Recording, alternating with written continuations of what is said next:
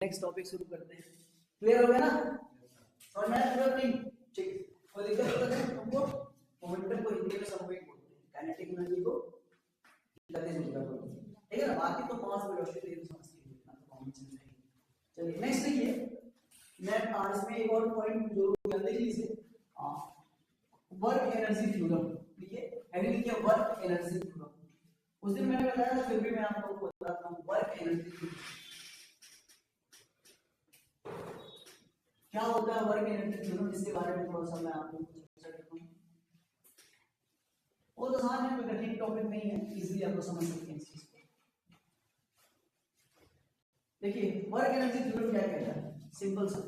देखिए work energy theorem में आप लोगों को एक बात पता होनी चाहिए कि कोई भी ऑब्जेक्ट यदि है, अगर उसकी काइनेटिक एनर्जी और उसकी क्या काइनेटिक एनर्जी और वर्क में हम बात करेंगे, यहाँ पर रिलेशन की बात होती है। बेसिकली कहा गया जाता है, कहा यह जाता है कि किसी ऑब्जेक्ट की जो काइनेटिक एनर्जी में, उसके ऑब्जेक्ट की काइनेटिक एनर्जी में जो चेंज होता है वो ऑब्जेक्ट के क्या होता है, बराबर। वर्क एनर्जी स्टेटमेंट थ्योरम भी इतनी सी बस इतना है कि change in kinetic energy equals to work. जो भी आप वर्क डन करते हो वो उसके क्या होता है, चेंज इन काइनेटिक एनर्जी में क्या हो जाता है, उसके इक्वल हो जाता है। क्यों? अगर नॉर्मली आप समझिए कि कोई ऑब्जेक्ट है, समथिंग कुछ स्पीड से मूव कर रहा है, आपने क्या किया, उसकी स्पीड को बढ़ाया, इसका मतलब क्या, आपने काइनेटिक एनर्जी को क्या इंक्रीज किया। जब आप काइनेटिक एनर्जी को इंक्रीज कर रहे हो तो इंक्रीज करने के लिए आपने उसमें फोर्स लगाया होगा, तो फोर्स लगाया होगा तो कुछ, जब काइनेटिक एनर्जी बढ़ रही है तो मोशन भी हुआ होगा, कुछ डिस्प्लेसमेंट भी ट्रेवल किया होगा, तो उसमें आपने वर्क डन भी किया होगा। तो वो वर्क डन जो किया है उसी को इसको काइनेटिक एनर्जी चेंज हुई। अगर आप वर्क डन करोगे ही नहीं, आप वर्क करोगे ही नहीं, तो काइनेटिक एनर्जी चेंज क्यों होगी? फोर्स लगाओगे तभी तो होगा ना। आप फोर्स ऑफ फ्यूल के मशीन की बात करेंगे तो फ्यूल से करेंगे, अगर ह्यूमन की बात करेंगे तो ह्यूमन अपनी एनर्जी वेस्ट करेगा, है ना, या यूज करेगा उसको। तो सिंपल से ये कह सकते हैं जैसे कि एक ऑब्जेक्ट है, इसका मास क्या बचा m, अगर ये इसकी स्पीड, इनिशियल स्पीड कितनी है, u है। कौन सी स्पीड? इनिशियल स्पीड ये आपकी, ठीक है ना।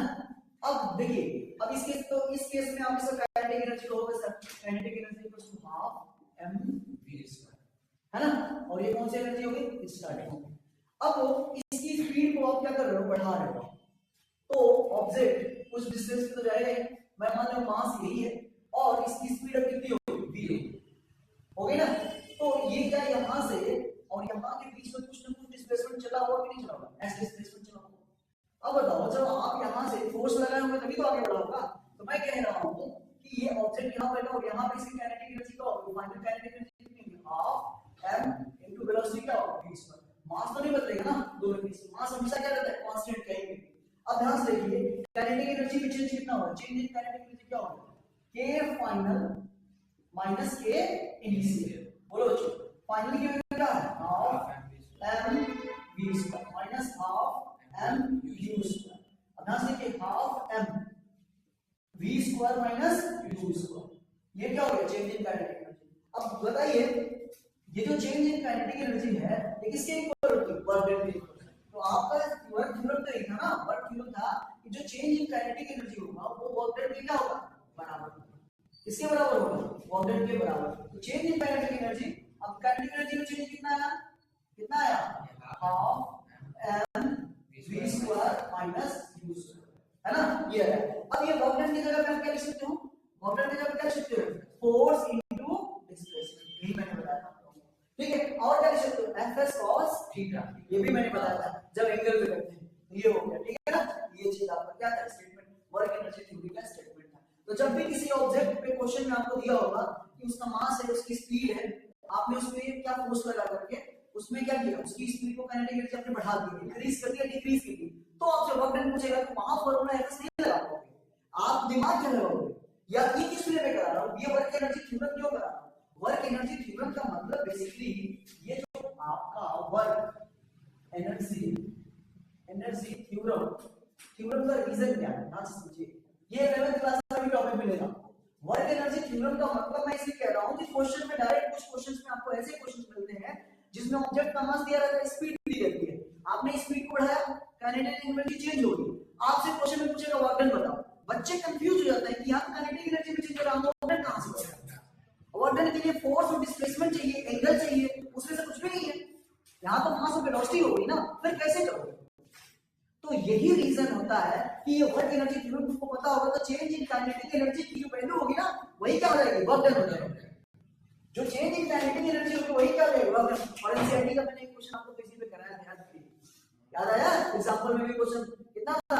6 लाख या 6,25,000 कि आप अप्रोक्सीमेटली जूल एनर्जी है, तो कैलकुलेशन कर रहे थे आप, याद आया? वो सेम क्वेश्चन इसी पे लॉजिक पे था, ठीक है? नोट करिए।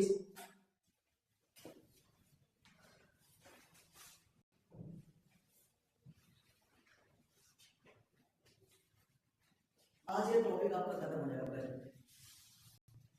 इसका क्वेश्चन हिंदी में क्या लिखोगे? हिंदी में किया गया कार्य गतिज ऊर्जा में परिवर्तन के बराबर होता है। जो भी आप कार्य करते हैं गतिज ऊर्जा में चेंज होता है, उसके क्या होगा? वो चेंज करा दो मीडियम नहीं समझ में आएगा ना, और दिक्कत हो गई। एक लड़का था मेरे साथ का, वो शुरू से हिंदी मीडियम में पढ़ा था, 9th में जब गया तो उसका मतलब दिमाग कंप्लीटली ओवर हो गया, जाके चेंज करा लिया, फिर धीरे से फिर शुरू से इंग्लिश मीडियम पढ़ा, फिर उसके बाद जब इंग्लिश मीडियम के साथ कंप्लीट कर बीटेक कर लिया। ऐसा कोई खास दिक्कत नहीं होती है मीडियम से, आपको वही चीज इंग्लिश में हिंदी में बस आपको टर्म समझना पड़ता है, हिंदी इंग्लिश दोनों बस। हमेशा हिंदी मीडियम वाले जब भी पढ़ा करें और हेडिंग हमेशा इंग्लिश में डाले और हिंदी में दोनों में डाले। बाकी चीजें तो कोई भी टीचर यहाँ पे इंग्लिश में थोड़ी नहीं बोलता है कि work energy theorem is directly proportional to या work change in kinetic energy equals to the work done, and now we come to the first pass of concept m, and now apply the force of f, and that is the change in the what displacement, that is the m, या change in velocity, that is the v। ऐसे तो मैं नहीं पढ़ा था ना, सब simple सा स्टेटमेंट तो मैंने कोई हिंदी में ही देते हैं ना, क्या इंग्लिश का मतलब पूरा English, everything in English, simple. English बोलने आ रहे हो तो आ रहा है ओके। नेक्स्ट हेडिंग लिखिए पावर। पावर आईसीसी वाले बोलते हैं पावर, पावर पावर नहीं है पावर, ऐसा ना हिंदी में पावर होता है, बट एक्चुअली में इंग्लिश में जो प्रोनाउंसिएशन पावर, मोबाइल का मोबाइल बोलते हैं ऐसे होता है ना, कौन सा सेशन पे हम बोल रहे हो? हम लोग अभी हम जो इंग्लिश बोलते हैं वो भी हम लोग टूटा फूटा इंग्लिश बोलते हैं, प्रोनाउंसिएशन नहीं कर पाते। अरे ठीक है, इंडिया की तरफ से सब कुछ सही है, नॉलेज सही होनी चाहिए। हेडिंग लिखिए आप लोग पावर। पावर क्या होता है? देखिए पावर की डेफिनेशन, पावर की डेफिनेशन इवन पावर को कैपिटल पी से रिप्रेजेंट करते हैं, सिंपल सा। देखिए पावर बेसिकली क्या होता है? अगर आप इसको स्टेटमेंट में अगर लिखना हो, सिर्फ एक लाइन में अगर लिखना चाहते हैं, पावर को डिफाइन करना चाहते हैं, तो बेसिकली पावर बहुत कोई बस कॉम्प्लिकेटेड नहीं, एक नंबर में लिखिए rate of doing of work, rate of doing of work. जो आप वर्क कर रहे हो, जो भी आपने क्या किया, आपने वर्क किया या काम किया, जो भी काम किया वर्क डन किया आपने, उसको टाइम से क्या कर दो, डिवाइड कर, वही क्या कर रहा था, पावर। बेसिक बहुत बच्चों को नहीं समझ में आता, ratio of work done to the time, ये भी लिख सकते हैं, ठीक है ना। बेसिकली मेरे हिसाब से मेरा सबसे बेस्ट क्या है, एक्चुअली में इंस्टेंटेनियस पावर और एवरेज पावर अलग अलग होता है। जैसे आप 11th क्लास में जाओगे स्विच करोगे ना, ये सारी डेफिनेशन धरी की धरी रह जाएगी, ठीक है, तो वहां पे चीजें बदल जाती हैं। इसीलिए मैं क्या कहता हूं कि उसको पढ़ो तो ऐसा पढ़ो कि यहाँ पे भी तो रहे, 9th में भी काम है, 11th में भी थोड़ी थोड़ी, तो मैं लिखवाता हूं इसमें आप देखिए सिंपल साइड में, इट इज डिफाइंड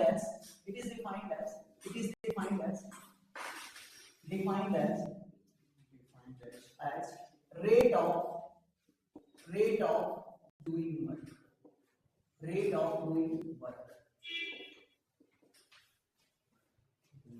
ठीक है ना। तो अगर आप पावर को लिखना चाहोगे तो होगा sir power rate of doing, rate का मतलब आप समझते हो किसी भी चीज को, डूइंग वर्क, रेट का सिंपल सा मतलब होता है बच्चों किसी भी चीज को टाइम से क्या करना, डिवाइड करना। तो पावर इक्वल्स टू आप कह सकते हो sir normal work by time, है ना। अब हमने P equals to work W by T, that is the power. इसको इंस्टेंटेनियस पावर भी बोलते हैं नॉर्मली, यूनिट क्या होती है इसकी? देखिए बच्चों यूनिट, तो बच्चा को बता सकता है वर्क यूनिट क्या होती है? जूल, और टाइम यूनिट क्या होती है? सेकंड। क्या लिखोगे आप? जूल पर सेकंड। बोलो बच्चों, इसी को एक और नाम से बोलते हैं साइंस में, वॉट। क्या बोलते हैं बच्चों? वॉट। आपसे भी लोग बोलते हैं, नोट करिए इसको। समझ आ रहा है कि नहीं आ रहा? यूनिट इक्वल्स टू जूल पर सेकंड, या फिर इसी को वॉट से बोलते हैं। अब एक चीज होती है यहां पे लिखी थी, वॉट में कुछ चीजें ऐसी होती हैं, 1 हार्स पावर, ये भी क्या होती है? पावर की यूनिट, हार्स पावर। एचपी मतलब horse power. 1 horse power equals to 746 watt. ये भी नोट करिए क्वेश्चन में। आपको जो मोटर वोटर यूज करते हैं 1 हार्स पावर से 2 हार्स पावर से 3 हार्स पावर से ऐसे यूज करते हैं ना, ये भी आपको कि 1 horse power equals to 746 watt. Clear है? Yes sir. कोई डाउट? No sir. ओके, अब कुछ अलग फॉर्मूले इसमें और क्या बन सकते हैं आपने समझ, इसमें कोई दिक्कत है किसी को? कोई प्रॉब्लम पावर में? ठीक है ना? देखिए इलेक्ट्रिसिटी, ये जो बल्ब भी आप लोग यूज करते हैं वो वॉट में ही लिखा रहता है, 50 वाट 60 वॉट। आपको फोन का चार्जर जो होता है वो भी लिखा रहता है। आजकल देखिए जो इंस्टेंट बहुत तेजी से चार्ज कर रहे हैं उनकी पावर बढ़ गया है, कितने? 15 वाट का, 20 वाट का, 36 वाट का, 30 वाट, 37 वाट। तो ये पावर क्या करता है? ज्यादा से ज्यादा करंट क्या करता है? ड्रॉन करता है, तो जल्दी से चीजें चार्ज होती है ना। पहले क्या होता था? पावर कम होती थी तो उसको चार्जिंग होने में बैटरी की एमएच भी डिफाइन करता है ना। तो सर वो क्या इलेक्ट्रिसिटी जब चैप्टर आप 10th में पढ़ोगे तो पूरा डिफाइन आपको चीजें क्या जो नहीं जूल है। जूल, जूल क्या है? एक साइंटिस्ट है, उन्होंने जो लॉ दिया था उन्हीं के नाम पे ये पढ़ा हुआ है क्या नीट में जो आपको पढ़ोगे ना, उनके जूल लॉ ऑफ मोशन है, उनके बेसिक साइंटिस्ट का नाम, उनके बेसिस पे ये वर्क की यूनिट भी होती है, एनर्जी की यूनिट भी होती है, कैलोरी भी होती है। ठीक है ना? तो उस पे आप क्या करते हो? एसआई यूनिट आपका क्लियर है ना?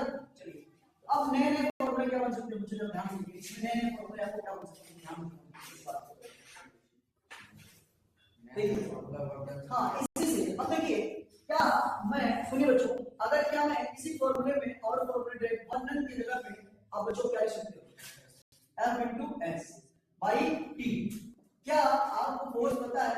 डिस्प्लेसमेंट अपॉन टाइम फॉर्मूला किसका होता है? स्पीड। डिस्प्लेसमेंट अपॉन टाइम क्या होता है बच्चों? Velocity. Distance upon time speed. और डिस्प्लेसमेंट अगर मैंने बोल दिया तो आप क्या लिखोगे? वेलोसिटी। ये क्या होगा? F into V। एक नया फॉर्मूला। दूसरा फॉर्मूला जरा बताओ, P। W क्या है? वर्क नहीं है ना, तो मैं कह रहा हूं कि किसी ऑब्जेक्ट को आप ध्यान से समझिए, एक ऑब्जेक्ट है उसका मास m है, ये अर्थ पे है, इसको आप h हाइट पे ले गए, h हाइट पे ले गए, यहां पे आपने बताइए यहां पे कितनी हाइट ले गए? m। तो बताइए ग्रेविटी के एजेंस आपने वर्क डन किया कि नहीं किया?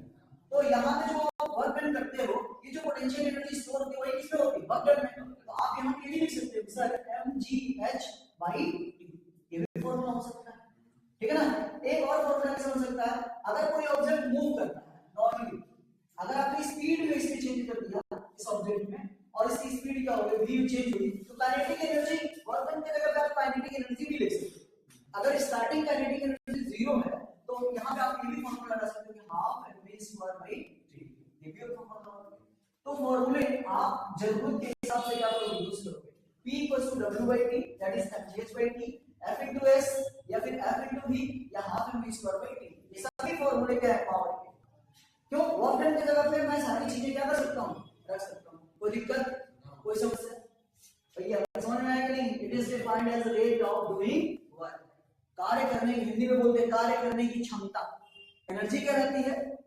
वर्क डन जो होता है, जो वर्क डन आप करते हो उसको टाइम से डिवाइड कर देते हैं, क्या बन जाता है? पावर।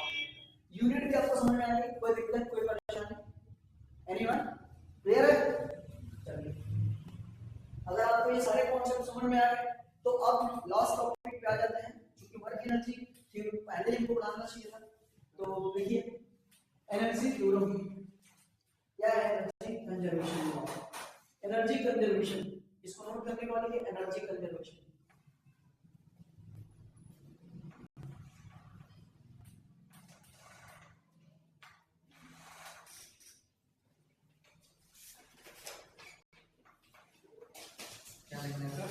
Energy conservation.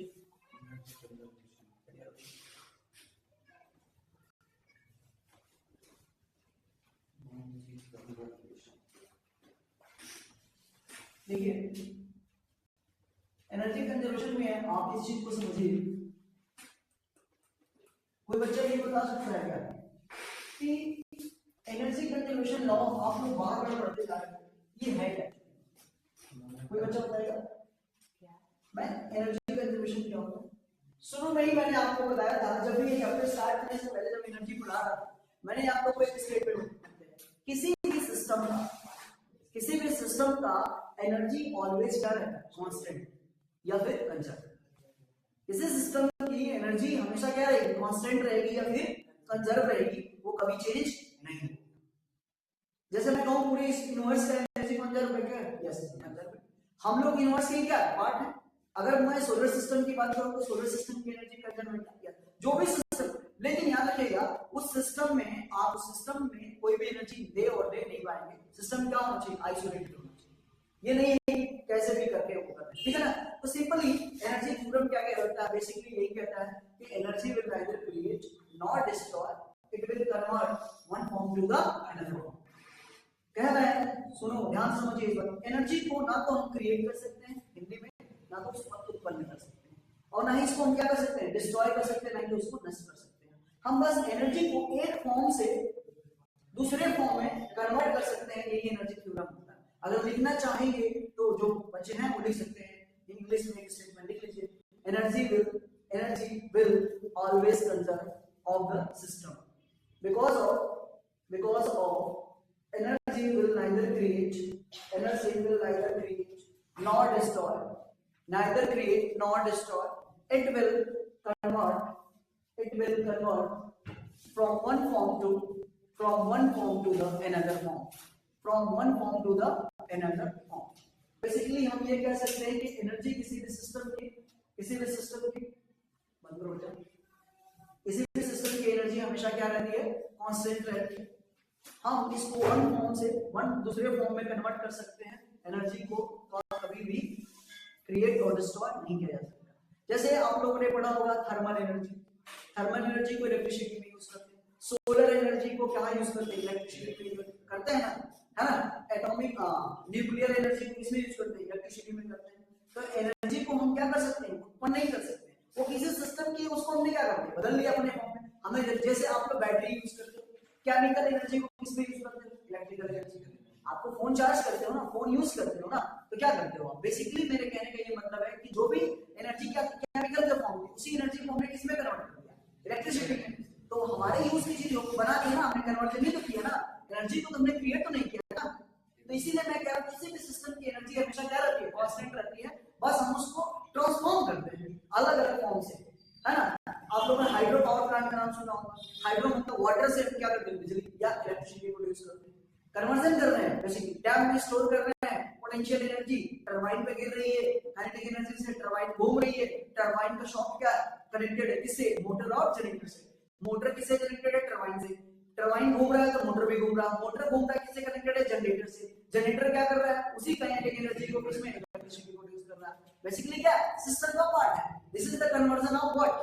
हाइड्रो, ठीक है, एनर्जी को किसमें? इलेक्ट्रिकल एनर्जी में कन्वर्जन। तो बेसिकली मेरे कहने का मतलब था कि जो भी आप एनर्जी पढ़ते हो, जो भी एनर्जी को आप देख रहे हो, आपके सिस्टम में जो भी यूज कर रहे हो, वो एक सिस्टम का पार्ट है और वो हमेशा कांस्टेंट रहती है, बस हम उससे कन्वर्जन करते हैं, ट्रांसफॉर्मेशन करते हैं। Are you getting my point? Now how we can prove that किसी सिस्टम की एनर्जी क्या है? कांस्टेंट है। भाई फिजिक्स तो ये बोलती है ना, कोई भी साइंस बोलेगा कि कैसे बताओ कि सर किसी भी सिस्टम की एनर्जी क्या है? कांस्टेंट है। आप हमें प्रूव करके दिखाइए। तो चलिए मैं एक सिस्टम लेता हूं और उसको हम उसकी सारी एनर्जी को अप्रूव करेंगे अलग अलग पॉइंट पे कि वो क्या है? कांस्टेंट है ही नहीं। तो सपोज करिए मैं क्या करता हूं कि किसी सिस्टम की मैकेनिकल एनर्जी को प्रूव करते हैं। मैकेनिकल एनर्जी क्या होती है? काइनेटिक एनर्जी और पोटेंशियल एनर्जी। बेसिकली मैं क्या कर रहा हूं कि किसी सिस्टम की मैकेनिकल एनर्जी को हर एक पॉइंट पे क्या मैं करूंगा? इक्वल प्रूव करके आपको दिखाऊंगा। देखिए जैसे मैं कह रहा हूं कि एक ऑब्जेक्ट है, इसका मास क्या है? m है। इसको ऊपर से क्या किया गया? पहले मैं क्या सब नॉर्मल समझिए, एक ऑब्जेक्ट है, इसको पकड़ करके मैंने क्या किया? कुछ समय ऊपर हाइट पे रखा हूं, इसको मैंने छोड़ दिया ग्राउंड पे। तो मैं इसके 3 पॉइंट पे एनर्जी निकालूंगा। पहला जहां पे पकड़ा हूं यहां पे, फिर एक बीच में और एक ग्राउंड पे। जैसे ग्राउंड पर टच होने से थोड़ा सा पहले, ठीक है। 3 पॉइंट पे मैं क्या करूंगा, इसको क्या करूंगा, 3 पॉइंट पे टोटल एनर्जी निकालूंगा। अगर तीनों पॉइंट पे अगर एनर्जी क्या आएगी, सेम आ गई, तो मैं कहूंगा कि इस पूरे सिस्टम की एनर्जी क्या कांस्टेंट है, और ये हमारा प्रूव ही हो जाएगा कि किसी भी सिस्टम की एनर्जी क्या होगी, कांस्टेंट होगी, ठीक है। बाकी अदर थिंग को क्या मानूंगा मैं, क्या मानूंगा, कांस्टेंट मानूंगा, उसको नेगलेक्ट करूंगा एरोमेटिक इफेक्ट। देखिए एक मास m है, इसको आपने क्या हुआ, रेस्ट में था, ये क्या था, रेस्ट में, आपने पकड़ा, अचानक से आपने छुआ इसको, तो ये मास कहां गया, नीचे गया होगा, है ना, यहां पे पहुंच गया। यही मास में कहां होगा, ये ग्राउंड है, ये क्या है, ग्राउंड है। तो ये ग्राउंड पे आने से जस्ट पहले की बात कर रहा हूं, ये यही ऑब्जेक्ट, ये मैं कह रहा हूं ये पॉइंट क्या ए है, ये पॉइंट क्या बी है, और ये पॉइंट क्या सी है।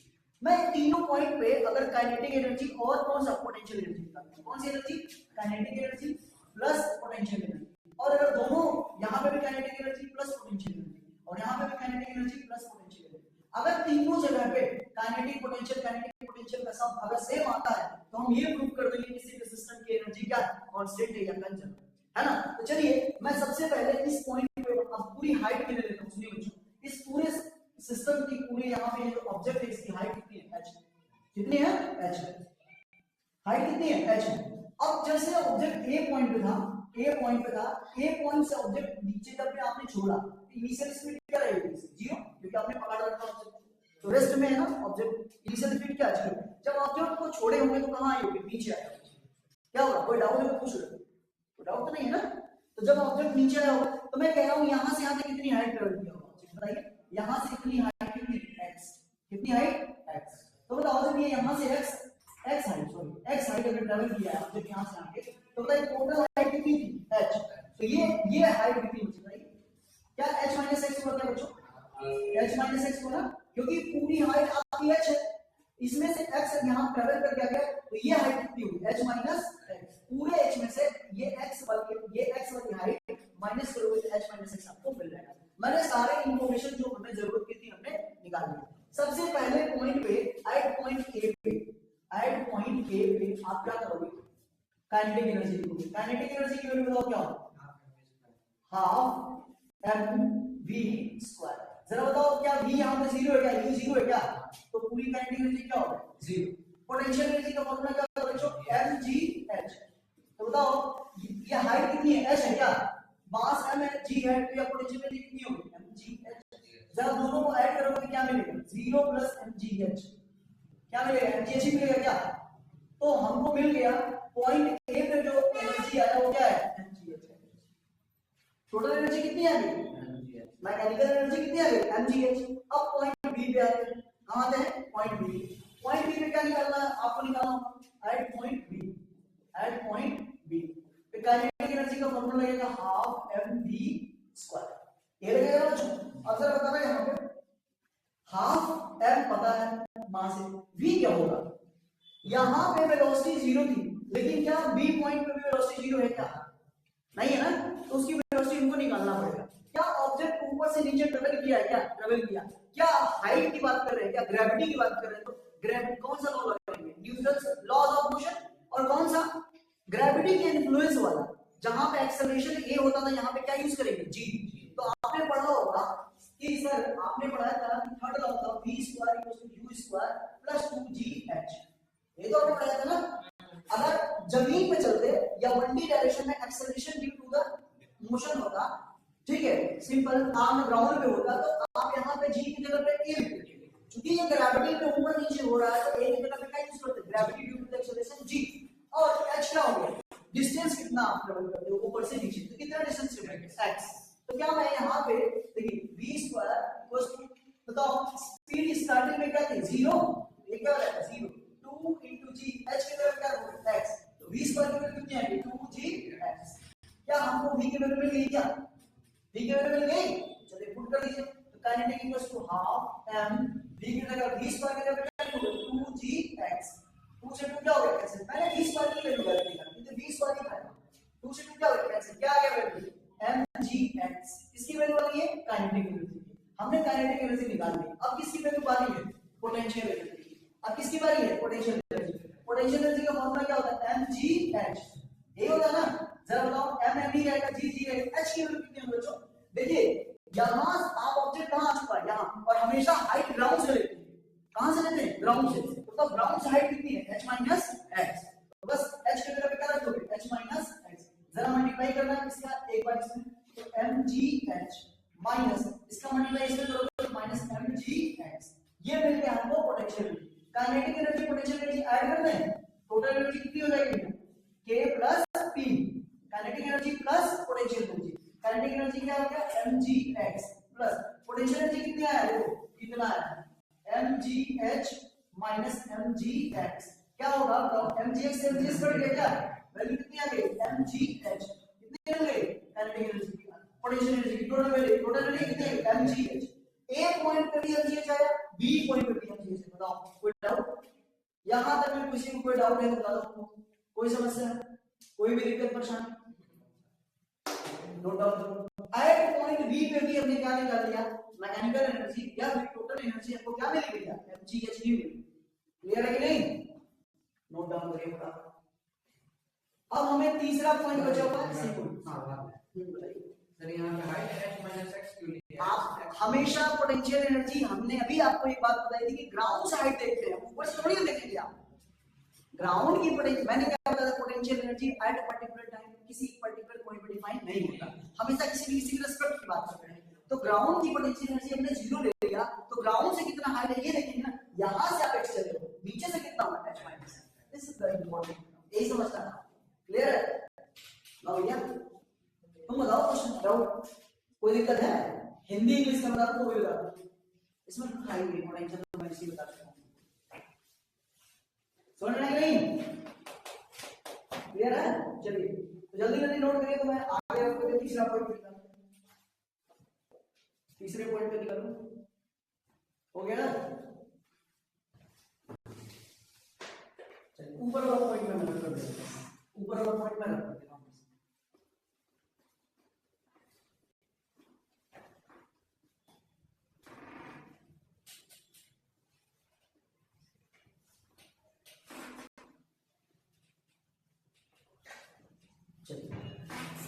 मैं बात कर रहा था at point C, at point C, at point C पे देखिए, एट पॉइंट सी पे क्या होगा देखिए। अगर एट पॉइंट सी की बात करूं तीसरे पे, तो यहां पे भी काइनेटिक एनर्जी का फॉर्मूला लिखेंगे हाफ m v स्क्वायर, ठीक है ना, और पोटेंशियल एनर्जी का लिखेंगे क्या? mgh। अब बताइए, अगर आप जस्ट ग्राउंड पे पहुंच ही गए हैं, ग्राउंड पे जस्ट पहुंच गए हैं, तो हाइट क्या होगा? जीरो। तो पोटेंशियल एनर्जी क्या होगा? जीरो। तो पोटेंशियल एनर्जी तो आपको मिल गई जीरो। अब बस आपको क्या चाहिए? Kinetic energy. काइनेटिक एनर्जी में हाफ m v, v की वैल्यू आपको क्या चाहिए? चाहिए v की वैल्यू कैसे निकालेंगे? ध्यान से देखिए। अब देखिए आप ऑब्जेक्ट यहां से कहां आ गया? यहां। तो v आपको निकालना है, तो सेम फार्मूला लगा लो, v square equals to u square plus 2gh। अच्छा मैं प्लस क्यों ले रहा हूं? ग्रेविटी नीचे ही काम करती है, तो ऊपर से नीचे आ रहा तो प्लस, अगर नीचे से ऊपर माइनस। आप चाहो तो माइनस ले सकते हो, लेकिन आपका रेफरेंस पता होना चाहिए आपको। क्या u की वैल्यू क्या होगी? जीरो, क्योंकि ये नीचे से प्लस करना। v स्क्वायर फिर क्या होगा? 2g। हाइट कितना आना वैल्यू दिया, यहां से आना है h, x की जगह पे क्या रहेगा? ठीक है, चलिए हो गया। वैल्यू पुट करें काइनेटिक एनर्जी की जगह पे, हाफ m v स्क्वायर की जगह क्या रखेंगे? 2gh। 2 से 2 क्या हो गया? कैंसिल, क्या आ गया? mgh। काइनेटिक एनर्जी कितनी हो गई? mgh। नाउ अब ऐड कर दीजिए टोटल एनर्जी आपको चाहिए। टोटल एनर्जी हमेशा मैकेनिकल एनर्जी टोटल कितनी होती है बताइए? Plus kinetic energy. Mechanical energy एक बड़ा था ना, काइनेटिक एनर्जी और पोटेंशियल एनर्जी का क्या होगा? सम होगा। तो दोनों आपको क्या मिल जाएगा? तो आपका टोटल आपकी एनर्जी हो जाएगी k प्लस a की वैल्यू कितनी होगी? 0, और इसकी वैल्यू क्या होगी? सॉरी a की वैल्यू क्या है? mgh, और ये वैल्यू कितनी हो जाएगी? 0। तो क्या मिल गया आपको? mgh। आपने क्या देखा? सी पॉइंट पे भी पोटेंशियल एनर्जी कितनी है? टोटल एनर्जी कितनी मिली? mgh। वहां पे भी mgh और वहां पे भी mgh। आपने क्या सीखा? किसी भी सिस्टम की तीनों पॉइंट पे आपने kinetic energy plus potential energy का सम हमेशा आपने देखा क्या सेम आ रही है। इसका मतलब है कि किसी भी सिस्टम की हमने काइनेटिक टोटल एनर्जी क्या हमने हर एक पॉइंट पे क्या निकाला? सेम है, कांस्टेंट क्या है। इसका मतलब किसी भी सिस्टम की एनर्जी क्या होती है? कंजर्व होती है। ठीक है ना? Okay, what is note down. ये फाइनल टॉपिक आपका पूरा कंप्लीट हो गया।